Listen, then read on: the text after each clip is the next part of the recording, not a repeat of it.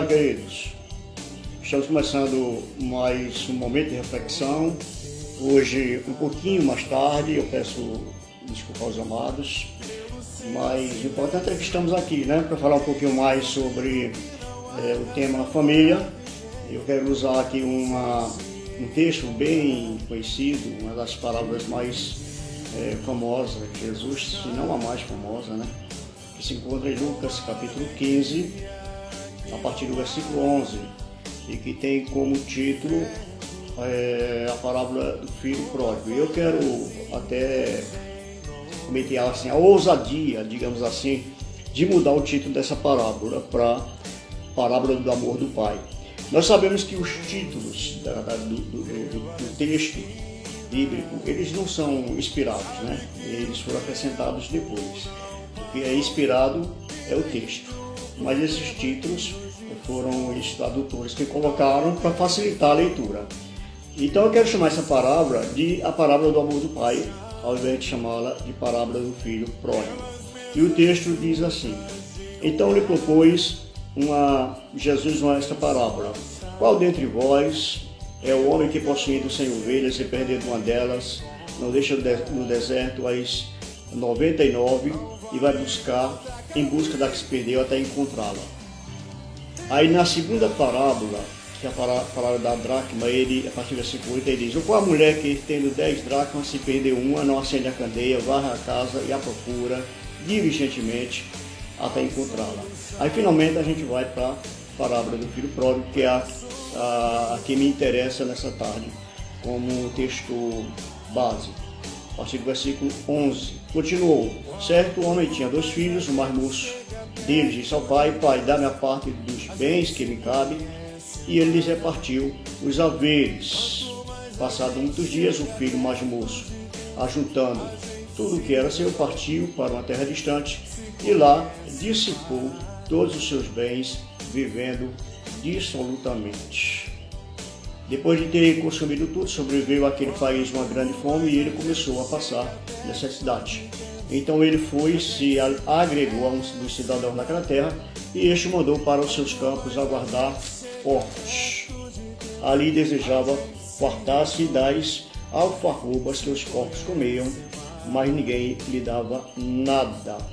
Então, caindo em si, disse: quantos trabalhadores de meu pai têm pão com fartura e eu aqui morto de fome? Levantar-me-ei e irei ter com meu pai e lhe direi: pai, pequei contra o céu e diante de ti, não sou digno de ser chamado teu filho, trata-me como dos teus trabalhadores.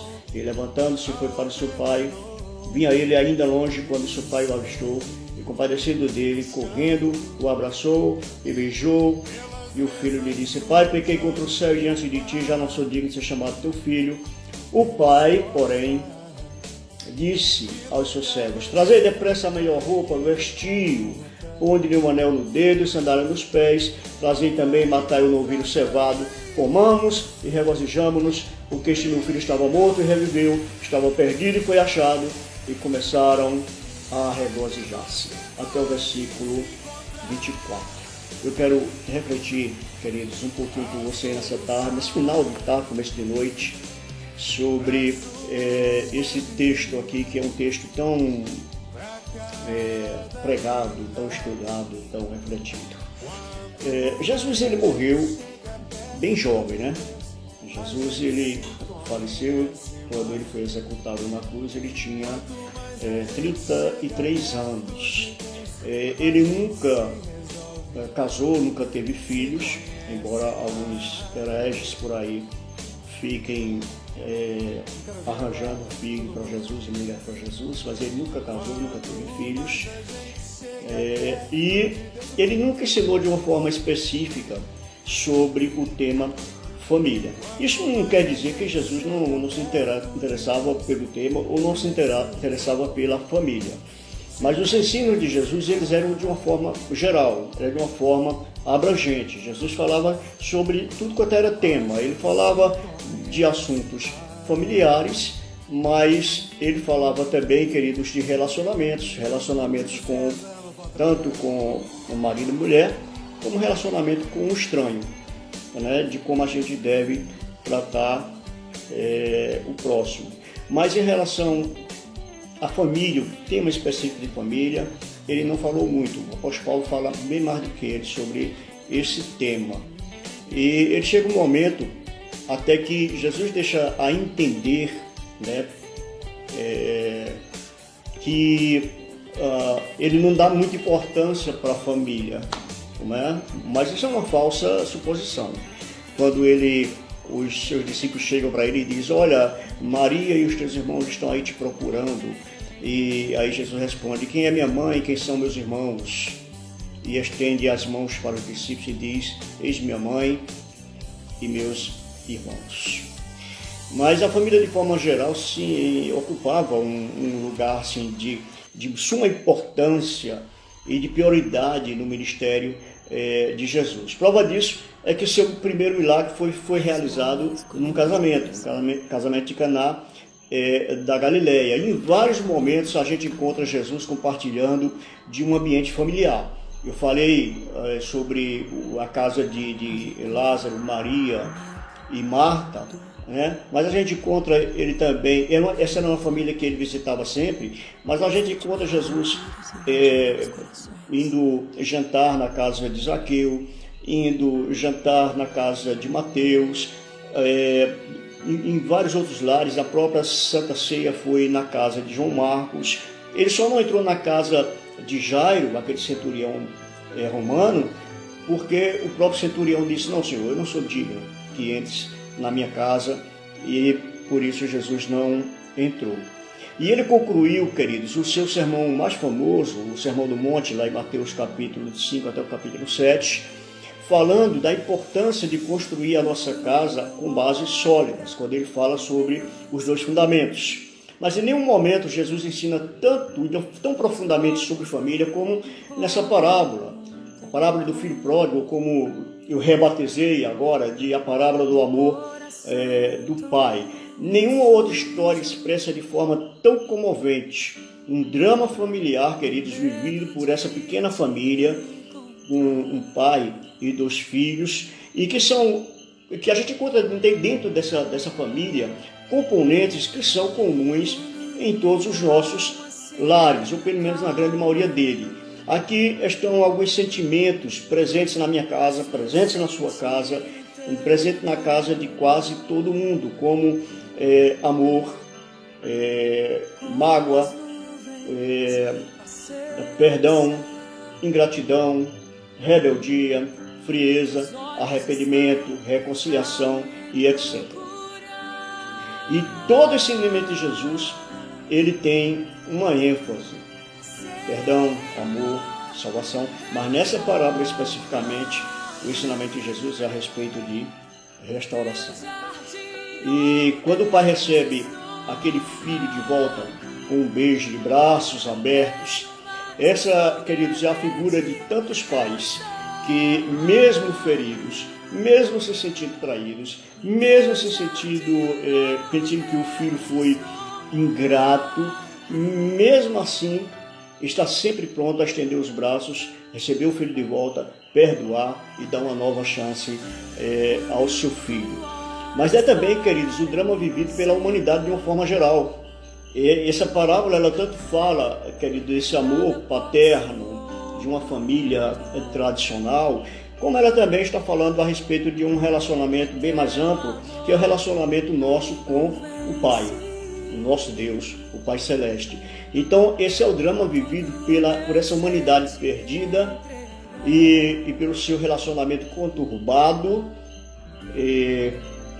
com Deus, que envolve pecado, castigo, muitas vezes também arrependimento, conversão e, como consequência, justificação.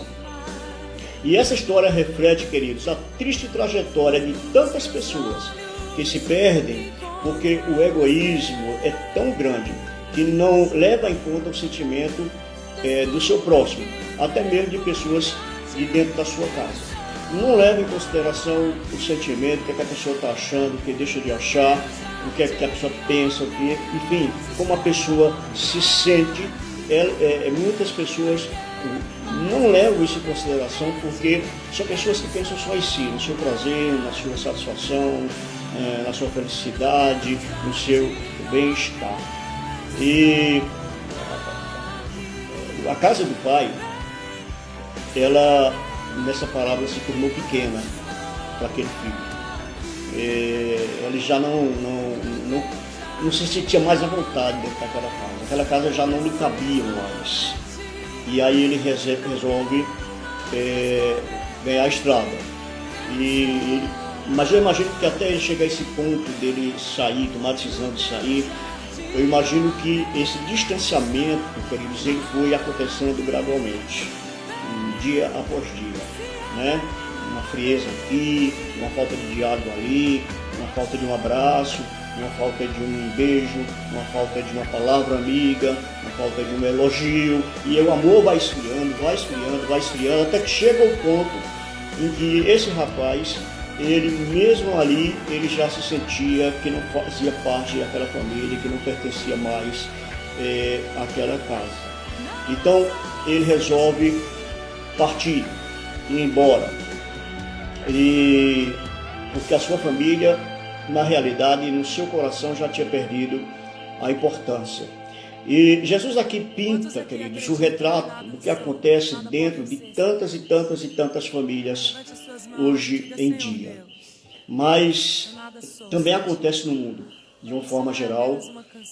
Também acontece dentro da igreja, da mesma coisa. Esse distanciamento, essa frieza, essa indiferença que vai fazendo com que a gente vá se afastando do convívio do Pai, do convívio dos irmãos, do convívio de pessoas que nos amam e vai aos poucos nos expulsando para fora, né? E a frieza que toma conta, amados, muitas vezes da nossa alma, do nosso coração, essa falta de entusiasmo, essa falta de alegria, essa falta de fervor, esse esfriamento dos nossos sentimentos, e isso muitas vezes vai gerando esse afastamento da gente dos braços do Pai, do amor do Pai, ou do aconchego da nossa família, do nosso lar. Agora, o que chama a atenção aqui nesse texto, queridos, é que aparentemente não havia nenhum problema acontecendo naquela casa. O texto, Jesus não menciona nenhum problema, pelo contrário, ele diz que o pai era amoroso, o pai era bom, o pai era responsável, o pai era cuidadoso, e a gente percebe isso tanto com esse filho mais jovem que sai dentro de casa, quanto também com o outro que ficou dentro de casa. O cuidado do pai, de ajeitar, de conciliar, de chamar, chega, vem aqui, vamos conversar, vamos tentar resolver isso de uma forma conciliatória. A gente percebe essa preocupação nesse pai aqui da parábola. Então não havia nenhum problema aparente, nenhuma discórdia, nenhuma briga, enfim, o texto não mostra isso aqui, queridos. Pelo contrário, mas mesmo assim o filho resolve abandonar o lar e vai embora. Queridos, nem sempre a família se desintegra por falta de estrutura dentro de casa. Nem sempre. Nem sempre a família se desintegra por falta de atenção, falta de cuidado, falta de amor. Nem sempre. Nem sempre os filhos se perdem por falta de um aconchego do pai, por falta de um conforto, de um carinho, por falta de um colo do pai e da mãe.